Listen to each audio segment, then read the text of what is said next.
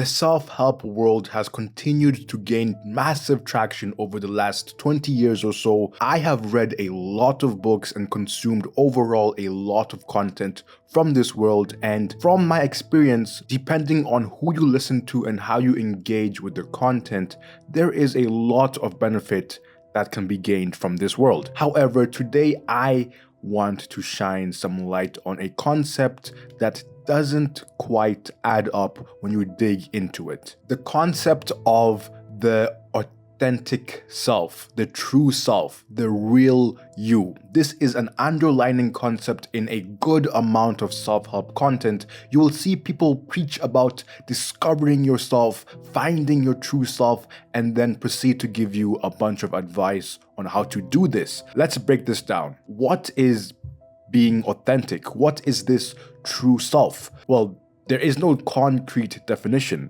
Religious people may say that being authentic is having a closer relationship with God. The philosopher Diogenes would say that being closer to nature is being more authentic. Some people will say that behaving in accordance to your values and the things you believe in general is being authentic. The big assumption here is that this authentic self is inside you and you have to go and find it and discover it through various techniques. This brings another big assumption that there is this pure self to be found. Once you find this self inside you, it can take over and reduce all the problems in your life. This is almost indicating that there is a separate part of you just waiting to be found. There is an authentic self and there is also an unauthentic self, and we must find the authentic one. This is where things start to break down. Once you ask the question, what is the self? Then you might find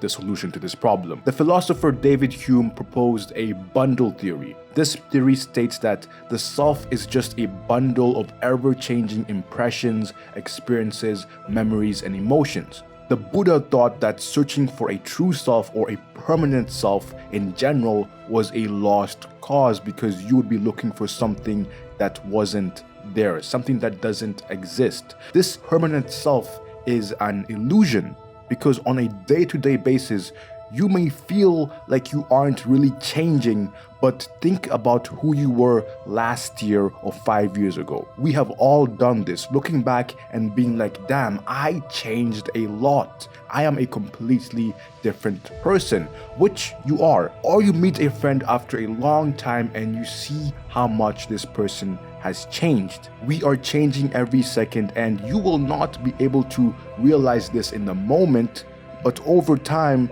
when you look back, you understand how much we change. And of course, this would support Hume's bundle theory. And even when you ask yourself or anyone else, who are you? You and a lot of people, most people will say my name, what I like to do, my job, maybe the car I drive, my nationality, my values. We would all say these common things because these are things that we have attached to who we are. These things also change over time, just like our memories, experiences, and emotions. Going back to this authentic self that you must discover, this is a lost cause. You are searching for something that doesn't exist. There is also another view of the self in the self-help world, a productionist view. It states that the authentic self can be created by your choices and decisions. This would make more practical sense because since we are changing all the time, the decisions we make every day will create who we are in the future. Being authentic in this view would be making decisions that align with the things that you have attached to yourself, your values, doing things that bring you joy, behaving in ways that benefit you. Overall, you have to embrace the things that you have chosen to be part of your identity.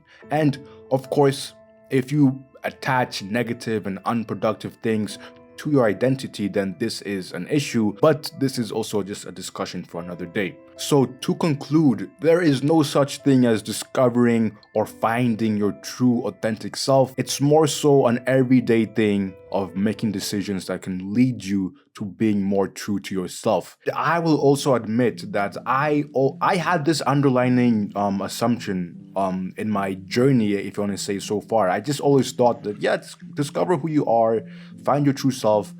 I always see these things everywhere, and I never gave it much thought. But obviously now, going into it deeper, I see that it's not really a thing, or it's not really a practical thing to do. I have always been more focused on removing the things that didn't make me feel authentic, because once I remove those things, I would feel better. So I'll be like, okay, yeah, I'm done. Like I remove them, I feel better.